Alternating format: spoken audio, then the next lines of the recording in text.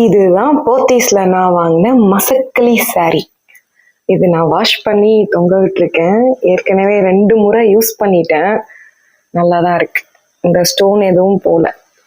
இது வந்து இத்தனைக்கும் நைட்டு கிளிட்டர் ஆகுதா ஸ்டோன்லாம்.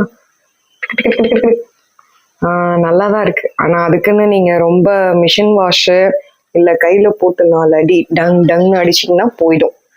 அப்படியே ஜென்டிலாக வாஷ் பண்ணி ஜென்டிலாக இதை காய வச்சிடணும்.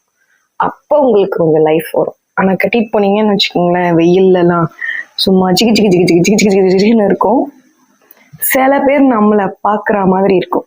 ஏன்னா கொஞ்சம் ஸ்டோன் டக்குன்னு இருக்குல்ல, அதனால நல்லா இருக்கு. இது ஒரு லாவெண்டர் கலர், அப்புறம் கொஞ்சம் பிங்க் மிக்சடாக இருக்கும்.